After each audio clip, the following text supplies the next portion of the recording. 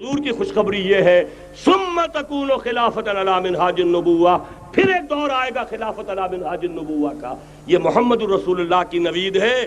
وہو صادق المصدوق، وہ سچے ہیں، ان کی صداقت پر خود اللہ گواہ ہے. لہذا وہ دور آ کر رہے گا، اس میں کسی بھی بندہ مومن کے لیے کسی شک و شبے کی کوئی گنجائش نہیں. اگلی حدیث اگلی سنیے. اب جب یہ دور آئے گا تو عالمی ہوگا، جیو ورلڈ آرڈر نہیں ہوگا، جسٹ ورلڈ آرڈر ہوگا. یہ نیو ورلڈ آرڈر NWO، حقیقت میں جیو ورلڈ آرڈر ہے JWO، لیکن اسی کو بدلنا ہے جسٹ ورلڈ آرڈر آف اسلام، اور وہ گلوبل ہوگا. دو حدیثوں کا تذکرہ کر دوں. حضرت ثوبان حضور کے ایک آزاد شدہ غلام تھے. وہ روایت کرتے ہیں، مسلم شریف کی روایت ہے، یہ صحیحین میں فرماتے ہیں کہ حضور نے ارشاد فرمایا ان اللہ زوالی الارض فرأیت مشارقها ومغاربها وان امتی سیبلغ ملکها ما زوی لی منها. رواہ مسلم رحمہ اللہ. حضور فرماتے ہیں اللہ تعالیٰ نے میرے لیے پوری زمین کو لپیٹ دیا، یہاں تک کہ میں نے اس کے سارے مشرق دیکھ لیے، سارے مغرب دیکھ لیے. اور سن لو مجھ سے، ٹیک اٹ فرام می، میری امت کی حکومت ان تمام علاقوں پر قائم ہو کر رہے گی جو مجھے زمین کو لپیٹ کر اور سکیڑ کر دکھا دیے گئے. گلوبل ہوگی کہ نہیں؟ دوسری حدیث سنیے، یہ پھر مسند احمد ابن حنبل کی ہے. حضرت مقداد ابن الاسود رضی اللہ تعالی عنہ فرماتے ہیں حضور نے فرمایا لا يبقى على ظهر الارض بيت وبر ولا مدر الا ادخله الله كلمة الاسلام بعز عزيز وذل ذليل اما يعزهم الله فيجعلهم من اهلها او يذلهم فيدونون لها. یہ ہے حدیث مسند احمد ابن حنبل کی. اور حضرت مقداد فرماتے پھر میں نے کہا اچھا تب تو ہو جائے گی وہی بات وَيَكُونَ الدِّينُ كُلُّهُ لِلَّهِ، دین کل کا کل اللہ کے لیے ہو جائے گا. حدیث کا ترجمہ یہ ہے کہ حضور نے فرمایا روئے زمین پر نہ کوئی اینٹ گارے کا بنا ہوا گھر رہے گا، نہ کوئی اونٹ کے بالوں کے بنے ہوئے کمبلوں کا خیمہ رہے گا جس میں اللہ تعالیٰ کلمہ اسلام کو داخل نہ کر دے.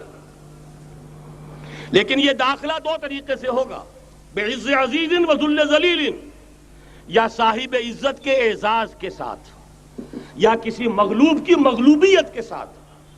یعنی یا تو اللہ تعالیٰ ان کا اعزاز فرمائے گا اور وہ کلمہ اسلام کے خود قائل ہو جائیں گے.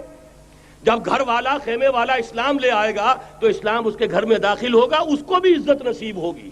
وَلِلَّهِ الْعِزَّةُ وَلِرَسُولِهِ وَلِلْمُؤْمِنِينَ، عزت تو حق ہے اللہ کا، اس کے رسول کا اور اہل ایمان کا. اور اگر وہ اسلام قبول نہیں کرے گا تو یوت الجزیۃ عن ید وہم صاغرون، چھوٹے ہو کر رہنا پڑے گا، جزیہ دینا ہوگا، اسلام کی بالادستی قبول کرنی ہوگی. بتائیے اس کے بعد بھی کوئی شک ہے؟ یہ ہے آسمانی نقشہ. یہ اللہ فرما رہے ہیں واللہ متم نورہ ویابی اللہ الا یتم نورہ لیظہرہ علی الدین کلہ ولو کرہ المشرکون. یہ اللہ کا فیصلہ ہے. ادھر یریدون لیطفئوا ہے، یہ زمینی نقشہ ہے. اب شکل کیا ہے؟ اب میں آپ سے عرض کر دوں کہ ان دونوں کے مابین جو خلا نظر آ رہا ہے، کوئی شخص یقین کے ساتھ نہیں کہہ سکتا کہ اب حالات کا کیا رخ ہوگا. اس لیے کہ ظاہر بات ہے قرآن مجید میں مستقبل کے بارے میں خود حضور سے کہلوایا گیا وَإِنْ أَدْرِي أَقَرِيبٌ أَمْ بَعِيدٌ مَا تُوعَدُونَ. لوگوں مجھے معلوم نہیں ہے کہ جس بات کی تمہیں خبر دی جا رہی ہے وہ قریب آ چکا ہے یا دور ہے. وَإِنْ أَدْرِي لَعَلَّهُ فِتْنَةٌ لَكُمْ وَمَتَاعٌ إِلَىٰ حِينٍ. اور میں نہیں جانتا، ہو سکتا ہے اللہ کچھ اور مہلت دے دے تمہیں اور کچھ اور آزمائش جو ہے اس کے لیے تمہارے لیے کوئی اور مہلت عطا فرما دے، ہو سکتا ہے. تو میں بھی کسی دعوے سے نہیں کہہ رہا، لیکن دو امکانات ہیں. امکان نمبر ایک کیا ہے؟ ابھی عالم اسلام کا ایک سالڈ بلاک ہے جو یہودی ورلڈ آرڈر کی نگاہوں میں کھٹک رہا ہے. میں کھٹکتا ہوں دل یزداں میں کانٹے کی طرح. اگرچہ ان کی اسٹریٹجی کیا ہے؟ ایک ایک کر کے ان کے حصے بکھرے کر کے تیا پانچا کرو. ابھی وہ بلاک کون سا ہے؟ ایران ہے، افغانستان ہے، پاکستان ہے اور روسی ترکستان سے آزاد ہونے والی جو ریاستیں ہیں. یہ ایک سالڈ بلاک. یہ عجمی مسلمان عربی نہیں، عربی گئے، یہ نوٹ کر لیجئے، اس لیے کہ عربوں کو اللہ نے فضیلت دی تھی، محمد ان میں سے تھے صلی اللہ علیہ وسلم، یہ رتبہ بلند ملا جن کو مل گیا، لیکن ساتھ ہی اللہ نے دھمکی بھی دے دی تھی سورہ محمد میں، ان تتولوا یستبدل قوما غیرکم، اگر تم پیٹھ دکھا دو گے اس مشن کو جو ہم نے تمہارے حوالے کیا ہے، تمہیں ہٹائیں گے، کسی اور کو لے آئیں گے۔ اور یہ بات ہو چکی ہے 13ویں صدی عیسوی میں، 1258 میں جب سقوط بغداد ہوا ہے، عربوں کے ہاتھ سے عالم اسلام کی قیادت چھین لی گئی، معزول کر دیے گئے۔ اس کے بعد قیادت کن کے ہاتھوں میں آئی؟ ترکوں کے ہاتھ میں، ترکان تیموری ہندوستان میں، ترکان صفوی ایران میں، ترکان سلجوقی مڈل ایسٹ میں، اور ترکان عثمانی کا تو کہنا ہی کیا ہے، وہ ایشیا مائنر سے چل کر آپ کو معلوم ہے کہ مشرقی یورپ کا کتنا بڑا علاقہ، دی گریٹ آٹومان امپائر اس صدی کے آغاز تک قائم تھی۔ اس صدی میں عجیب عجیب معجزے ہوئے ہیں۔ گریٹ آٹومان امپائر جو 3 بر اعظموں پر محیط، نام و نشان ختم۔ The great U S S R, نام و نشان ختم۔ اب تو روس صاحب ایک ملک کی حیثیت سے رہ گئے۔ یہ اس صدی میں 2 ہوا، اور وقت نہیں ہے میں اور آپ کو کیا بتاؤں، اس صدی میں تو بڑے بڑے عجیب عجوبے ہوئے ہیں، بڑی بڑی 2 عظیم جنگیں ہو چکی ہیں، تیسری جو ہے سر پر کھڑی ہے، دور نہیں ہے، جس کو حدیث میں کہا گیا ہے الملحمۃ العظمی، تاریخ انسانی کی عظیم ترین جنگ، اور وہی صلیبی جنگ جس کا آغاز بوسنیا سے ہو چکا ہے۔ بہرحال اس وقت جو میں کہہ رہا تھا، ورنہ میرے پاس تو یعنی یہ کہ درد دل کہنے کے لیے وقت نہیں ہے، مجھے اپنی بات کو محدود کرنا پڑ رہا ہے، لیکن میں اب آ رہا ہوں اصل موضوع کی طرف، کہ ایک امکان تو یہ ہے کہ اس بلاک میں اسلام کا احیاء ہو، اور اس کے لیے کچھ نویدیں بھی موجود ہیں احادیث نبویہ میں۔ وہ تو آپ نے سنا ہوگا اقبال کا شعر، میرے عرب کو آئی ٹھنڈی ہوا جہاں سے، میرا وطن وہی ہے، میرا وطن وہی ہے۔ حدیث میں آتا ہے یخرج الناس من المشرق یؤتون للمہدی، یعنی سلطانہ، مشرق سے فوجیں نکلیں گی کہ جو کہ مہدی کی حکومت قائم کریں گی۔ یہ مہدی اہل تشیع کے مہدی اور ہیں، ہمارے مہدی اور ہیں۔ اہل تشیع کے عقیدے کے مطابق ان کے بعد میں امام جو روپوش ہو گئے تھے وہ امام مہدی ہے، وہ ظاہر ہو جائیں گے، ابھی امام غائب ہیں، پھر وہ ظاہر ہو جائیں گے۔ ہمارے نزدیک یہ مہدی پیدا ہوں گے یا ہو چکے ہوں، اور یہ ہوں گے حضرت فاطمہ کی نسل ہی سے رضی اللہ تعالی عنہا، لیکن عالم عرب کے اندر پھر ایک طاقت بن کر ابھریں گے، باطل کی قوتوں کے خلاف جہاد کریں گے، لیکن ان کو مدد آئے گی 2 طرف سے، ایک زمینی مدد آئے گی مشرق سے، ایک آسمانی مدد آئے گی۔ عیسیٰ ابن مریم کا نزول، حضرت مسیح علیہ السلام جو زندہ آسمان پر اٹھائے گئے تھے نازل ہوں گے، اور در حقیقت ان 2 مددوں کے نتیجے میں پھر یہود کا قلع قمع ہوگا، اور یہی گریٹر اسرائیل ان کا گریٹر گریو یارڈ بن کر رہے گا، عظیم تر قبرستان بن کر رہے گا۔ اس کی بڑی واضح حدیثیں موجود ہیں، اس کی بڑی تفصیلی خبریں موجود ہیں، یہ احادیث کی کتب کے اندر، بدقسمتی سے ہماری اس کی طرف توجہ نہیں ہے۔ ایک تو یہ ہو سکتا ہے، اسی طریقے سے ایک اور حدیث ہے، یخرج من خراسان رایات سود، اور یہ مسلم شریف کی روایت ہے، نوٹ کیجئے گا، نہیں ترمذی شریف کی روایت ہے، یخرج من خراسان رایات سود لا يردها شيء حتى تنصب بإيلیا، اور خراسان حضور کے زمانے میں آج کے افغانستان کا نام تھا۔ یہ افغانستان میں جو جہاد ہوا ہے، غلطیاں ہوئی ہیں اور غلطیوں کا خمیازہ بھگت رہے ہیں۔ یہ تو اللہ تعالیٰ کی سنت ہے جس میں اللہ نے صحابہ کو بھی ایگزمپٹ نہیں کیا، غلطی کی سزا دی ہے۔ 35 صحابہ کی غلطی غزوہ احد میں ہوئی، جہاں سے حکم تھا کہ مت ہٹنا، 50 میں سے 35 ہٹ گئے، نتیجہ کیا نکلا؟ فتح شکست میں بدل گئی، 70 صحابہ شہید ہو گئے۔ اللہ تعالیٰ نے فرمایا وَلَقَدْ صَدَقَكُمُ اللَّهُ وَعْدَهُ إِذْ تَحُسُّونَهُم بِإِذْنِهِ حَتَّىٰ إِذَا فَشِلْتُمْ وَتَنَازَعْتُمْ فِي الْأَمْرِ وَعَصَيْتُم مِّن بَعْدِ مَا أَرَاكُم مَّا تُحِبُّونَ۔ مسلمانوں، ہم سے گلہ نہیں کر سکتے، ہم نے اپنا وعدہ سچا کر دکھا دیا تھا جبکہ تم انہیں گاجر مولی کی طرح کاٹ رہے تھے، لیکن جب تم ڈھیلے پڑ گئے، تم نے ڈسپلن کو توڑا، تم نے اختلاف کیا تو سزا دی ہم نے۔ تو اگر صحابہ کرام رضوان اللہ تعالی علیہم اجمعین، خیر الناس بعد الانبیاء، پوری نوع انسانی کے اندر انبیاء کے بعد بلند ترین انسان، اگر ان کی بھی غلطی کا خمیازہ جو ہے اللہ نے چکھایا، کیوں چکھایا؟ ضروری تھا، آئندہ کے لیے سبق ہو جائے۔ یہ وَلِيُمَحِّصَ مَا فِي قُلُوبِكُمْ، تاکہ تمہارے دلوں کے اندر اگر کہیں کوئی کھوٹ ہے اور پاک کر دیں ہم۔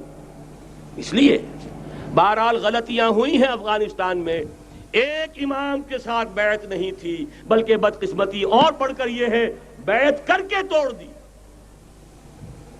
عبد الرسول سیاف صاحب کے ہاتھ پر ہمارے پاکستان کے 7 گروپ جو تھے، انہوں نے عین حرم میں بیٹھ کر بیعت کی اور پاکستان آ کر بیعت توڑ دی۔ سزا اس کی مل رہی ہے، آپس کی خانہ جنگی یوں ہی نہیں ہو رہی، کوئی سبب ہے، لہذا یہ سزا تو ملے گی، لیکن جتنا خون یہاں پر خلوص کے ساتھ دیا گیا ہے اس کی مقدار بھی کم نہیں ہے، یہاں سے خیر برآمد ہوگا۔ اور دوسری بات اپنے بارے میں نوٹ کر لیجئے، یہ پاکستان، بچا کھچا Pakistan, what remains of Pakistan, یہ اصل میں ہے کیا؟ مولانا بہت خوبصورت انداز میں فرما رہے تھے، یہ 313 نہیں تھے، اسلام تھا۔ اسی طرح نوٹ کیجئے، پاکستان نہیں ہے، 4 صدیوں کی تجدیدی مساعی کا حاصل ہے۔ آپ نے کبھی نوٹ کیا ختم نبوت کے بعد اب سب سے اونچا منصب کس کا ہے؟ مجددین۔ سنن ابی داؤد کی روایت، ان اللہ یبعث فی هذه الامہ علی راس کل 100 عام من یجدد لها دینہا۔ اور نوٹ کیجئے، کوئی بات ہے 1000 برس تک سارے مجدد عالم عرب میں پیدا ہوئے، جیسے ہی دوسرا 1000 سال شروع ہوا، الف ثانی کا مجدد اعظم شیخ احمد سرہندی کہاں تھا؟ صنم خانہ ہند میں حاضر ہوا۔ میں شیخ مجدد کی لحد پر، وہ خاک کے ہے زیر فلک مطلع انوار، گردن نہ جھکی جس کی جہانگیر کے آگے، جس کے نفس گرم سے ہے گرمی اعراض۔ وہ پھر 12ویں صدی کا مجدد اعظم امام الہند شاہ ولی اللہ دہلوی، 13ویں صدی کا مجدد اعظم سید احمد بریلوی، اس کے خون کا امین اور اس کے ساتھ کے شہداء کے خون کا امین، ان کے جسموں کا امین آپ کا خطہ ہزارہ، آپ کا خطہ سوات، اس میں ان کی جانیں ہیں جو دی گئی ہیں۔ اور وہ نہایت میں آپ سے عرض کر دوں، دور صحابہ کے بعد اتنا خالص اسلامی جہاد پوری مسلمان تاریخ میں نہیں ملے گا جتنا وہ تحریک شہیدین کا تھا۔ 14ویں صدی ہجری میں شیخ الہند جیسا مجاہد اعظم کہ انگریز نے گرفتار کر کے قید بھی کیا ہے، تو کہاں؟ ہندوستان میں نہیں، کہاں؟ جزیرہ سائرس، کیا نام تھا؟ بالٹا، جزیرہ مالٹا، بحر روم میں۔ اقبال کے نفس سے ہے لالے کی آگ تیز، ایسے غزل سرا کو چمن سے نکال دو۔ کہیں ہندوستان کی کسی جیل میں ہوا تو شاید اس کے نفس کی گرمی ہی سے کوئی حرارت پیدا ہو جائے۔ اور اسی صدی میں، 14ویں صدی ہجری میں، اقبال جیسا مفکر، اسی 14ویں صدی ہجری میں مودودی جیسا مصنف، اسی 14ویں صدی ہجری میں مولانا الیاس جیسا مبلغ رحمہم اللہ، عظیم شخصیتیں آج پورے عالم اسلام میں آپ کو تبلیغی دوست ملیں گے۔ یہ کہاں سے شروع ہوئی تحریک؟ دہلی کی ایک چھوٹی سی مسجد سے، وہ مسجد بنگلے والی اب تو بڑی عالیشان ہو گئی ہے، جب وہاں شروع ہوا تھا کام بڑی چھوٹی سی مسجد۔ یہ سارے کام یہاں کیوں ہوئے؟ پورا عالم اسلام آزاد ہوا، کہیں نعرہ اسلام کا نہیں لگا، کہیں عرب قومیت پر، کہیں کسی اور عصبیت پر تحریکیں چلی ہیں، صرف تحریک پاکستان تھی کہ پاکستان کا مطلب کیا؟ لا الہ الا اللہ۔ کوئی سبب ہے کہ یہاں قرارداد مقاصد پاس ہوئی، حاکمیت اللہ کی ہے، کہ اکبر نام لیتا ہے خدا کا اس زمانے میں۔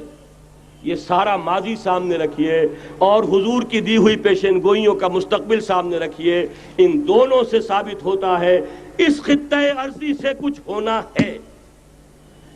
اگرچہ بھٹکے ہوئے ہیں، لیکن کبھی بھولی ہوئی منزل بھی یاد آتی ہے راہی کو، اور بھٹکے ہوئے آہو کو پھر سوئے حرم لے چل۔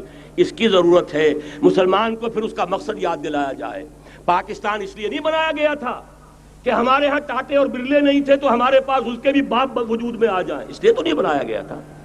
پاکستان اس لیے نہیں بنایا گیا تھا کہ جاگیرداروں کی جاگیرداریاں محفوظ ہو جائیں، پاکستان اس لیے تو نہیں بنایا گیا تھا اور یہ کہ نمازیں اور مسجدیں تعمیر ہو جائیں، مسجدیں تو امریکہ میں تعمیر ہو رہی ہیں، عالی شان سے عالی شان، اس لیے پاکستان نہیں بنا تھا۔ آج بھی مسلمان، میں معذرت سے عرض کر رہا ہوں مولانا سے، آج بھی بھارتی مسلمان کی ایوریج نمازی ہونے کے اعتبار سے پاکستانی مسلمان سے کہیں بہتر ہے۔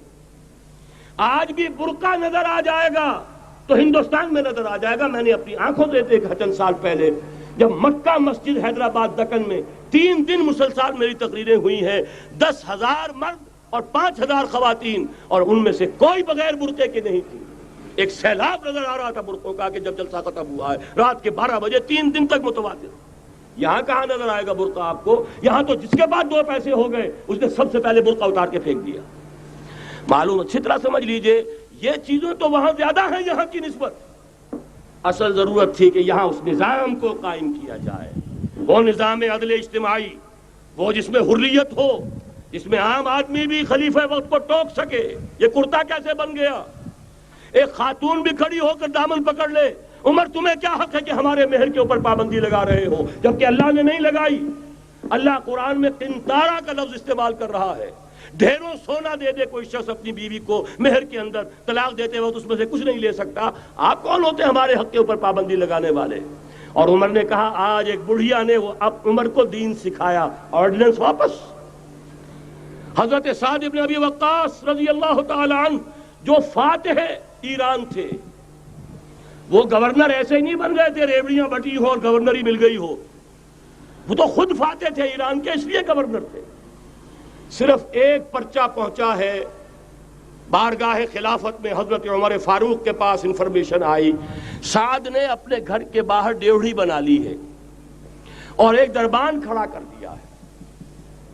حضرت بلال کو بھیجا ہے رقعہ دے کر، اور یہ حکم تھا کہ بلال پہلے تو جاتے ہی ڈیوڑھی میں آگ لگا دینا، پھر یہ رقعہ دینا میرا۔ اور رقعے میں لکھا ہوا تھا، اے سعد، لوگوں کو ان کی ماں نے آزاد جانا تھا، تم نے انہیں اپنا غلام کب سے بنا لیا ہے؟ یہ دربان کھڑے کر دیا اپنے آگے۔ وہ حریت، وہ مساوات کہ جا رہا ہو خلیفہ وقت اور چارج لینے جا رہا ہے بیت المقدس کا، کوئی ذاتی علاج کے لیے نہیں جا رہا، سیر و سیاحت کے لیے نہیں جا رہا، چارج لینے کے لیے بالکل سرکاری وزٹ ہے، آفیشل وزٹ ہے، اسٹیٹ وزٹ ہے۔ اور حال کیا ہے؟ 700 میل کا فاصلہ طے کرنا اور ایک اونٹنی، کوئی انٹوریج نہیں، کوئی خدم و حشم نہیں، کوئی جمبو جٹ بھرے ہوئے نہیں، کچھ نہیں، ایک اونٹنی، ایک خادم۔ اس ایک اونٹنی پر چونکہ راستے کا راشن بھی ہے لہذا 2 آدمی نہیں بیٹھ سکتے، ایک بیٹھ سکتا ہے۔ ایک منزل خلیفہ وقت بیٹھا ہوا ہے اوپر اور خادم نکیل پکڑ کر چل رہا ہے، اگلی منزل خادم اوپر بیٹھا ہے اور خلیفہ وقت عمر بن الخطاب رضی اللہ تعالی عنہ اور وہ آگے آگے نکیل پکڑ کر چل رہے ہیں۔ یہ نظام چاہیے آج نوع انسانی کو۔ اس کے انتظار میں، اس کی تلاش میں نوع انسانی نے کتنے تجربے کر لیے، کیسی چھلانگیں لگائیں، ملوکیت ختم کی، آسمان سے گرا کھجور میں اٹکا، جمہوریت آئی نام نہاد، لیکن وہ سرمایہ دارانہ نظام بن کر آگے سے بڑھ کر لعنت بن گئی۔ پہلے جاگیردار مسلط تھا، اب سرمایہ دار اور کارخانے دار مسلط ہو گیا۔ اس سے نکلنے کے لیے زور لگایا، کمیونزم کی طرف گئے، چھلانگ لگائی، اب ایک پارٹی ڈکٹیٹر بن کر بیٹھ گئی۔ انسان رست از یک بنتا افتاد در بندے دیگر، ایک چیز سے غلامی سے نجات پاتا ہے، دوسری میں پھنس جاتا ہے۔ اور کیوں؟ کہ وہ نظام عدل اجتماعی جو محمد عربی کو دے کر بھیجا گیا تھا، اس کے کسٹوڈین سوئے ہوئے ہیں، اس کے کسٹوڈینز کو اندازہ ہی نہیں۔ یہ نسخہ تو ہمارے پاس تھا، ہمیں عمل کرنا تھا اور دنیا کے سامنے پیش کرنا تھا۔ پاکستان بنایا اس لیے گیا تھا کہ ہم اس کا ایک نمونہ دنیا کے سامنے پیش کریں گے۔ قائد اعظم نے فرمایا تھا کہ ہم یہ چاہتے ہیں کہ پاکستان کی صورت میں عہد حاضر میں اسلام کے اصول حریت و اخوت و مساوات کا ایک نمونہ قائم کر کے دکھائیں۔ کہاں ہے وہ؟ بھٹک گئے، سو گئے۔ بہرحال اب بھی وقت ہے، جب تک سانس تب تک آس۔ میرے عزیز نے تو ڈرایا ہے اور صحیح ڈرایا ہے۔ اللہ تعالیٰ نے 25 برس انتظار کیا تھا، پہلے عذاب کا کوڑا پھر مارا ہماری پیٹھ پر۔ وَلَنُذِيقَنَّهُم مِّنَ الْعَذَابِ الْأَدْنَىٰ دُونَ الْعَذَابِ الْأَكْبَرِ، بڑے عذاب سے پہلے چھوٹا عذاب کا مزہ چکھائیں گے۔ لَعَلَّهُمْ يَرْجِعُونَ، شاید کہ لوٹ آئیں۔ وہ ہم سے 1000 میل کے فاصلے پر ہوا تھا، اگرچہ 93,000 ہمارا کڑیل جوان، جن میں غالباً 43,000 فوجی، اور یہ کہ تقریباً اتنی تعداد میں جو غیر فوجی تھے، وہ اس ہندو کے غلام بنے، قیدی بنے، جن پر 800 برس تک، کہیں 600 برس تک، کہیں 1000 برس تک حکومت کی تھی۔ اتنی بڑی شکست کا کلنک کا ٹیکا ہماری پیٹھ پر پڑا۔ پہلے عذاب کا کوڑا آ گیا تھا، 25 برس ہو گئے تھے قمری حساب سے، نوٹ کر لیجئے، یہ نہ سمجھیے 24.25 برس ہوئے تھے، 24.25 برس قمری حساب سے 25 برس تھے۔ اور اب نوٹ کر لیجئے اگلے 25 برس کے پورے ہونے میں اگلے رمضان کی 27 تاریخ تک صرف مہلت ہے، نصف صدی پوری ہوا چاہتی ہے۔ کوئی عجب نہیں اس عذاب الادنیٰ کے بعد ہم جاگے نہیں، ہوش میں نہیں آئے، کوئی عجب نہیں کہ بڑے عذاب کا کوڑا ہماری پیٹھوں پر برس جائے۔ لیکن مجھے یہ یقین ہے، نوٹ کر لیجئے، اگر یہ دوسرا امکان ہو گیا، خدا نہ خواستہ اللہ کے عذاب کا کوڑا ہماری پیٹھ پر برسا، مجھے یقین ہے اللہ ہندوؤں کو مسلمان بننے کی توفیق دے گا، لیکن اسلام کا بول بالا اسی خطے سے ہوگا۔ تاریخ میں یہ ہو چکا ہے آیا فتنہ تاتار کے افسانے سے، پاسباں مل گئے کعبے کو صنم خانے سے۔ تاتاریوں کے ہاتھوں کروڑوں مسلمان قتل ہوئے، لیکن اسلام نے تاتاریوں کو فتح کر لیا، اور پھر اسلام کا مسلمانوں کا دوسرا دور عروج انہی تاتاریوں کی مختلف شاخوں کے تحت ہوا۔ وہ تاتاری ہی تو تھے، وہ سارے ہورس، ٹرکش ہورس، ترکان تیموری، ترکان صفوی، ترکان سلجوقی، ترکان عثمانی، وہی تو سٹاک تو وہی ہے آیا فتنہ تاتار کے افسانے سے، پاسباں مل گئے کعبے کو صنم خانے سے، اس لیے کہ حضور نے فرمایا مشرق سے ہوگا، یہاں سے فوجیں چلیں گی، تو کوئی عجب نہیں۔ بہرحال یہ دو امکانات ہیں، لیکن اس کا فیصلہ تیرے ہاتھوں میں ہے، دل یا بدن، سیدھی بات۔ اگر تو اب بھی ہم ٹھیک ہو جائیں، جاگ جائیں، ہوش میں آ جائیں، قوم یونس کی طرح توبہ کر لیں، تو بغیر عذاب کے کوڑے کے رحمت خداوندی ہم پر سایہ کرے گی۔ اگر ہم نہ جاگے تو وہ عذاب کا کوڑا آئے گا۔ یہ نہیں میں کہہ سکتا ان ادری قریب بعید ما توعدون، یہ میں نہیں کہہ سکتا، یقین کے ساتھ جانتا ہوں کہ آئے گا، لیکن یہ کہ اس کے بعد بھی یہیں سے بول بالا ہوگا۔ اگر ہمارے ذریعے نہیں تو ان کے ذریعے سے، جو ہمیں شکست دے کر پھر اسلام قبول کر لیں گے۔ لیکن کیوں نہ پہلے ہی راستے پر چلنے کی کوشش کریں۔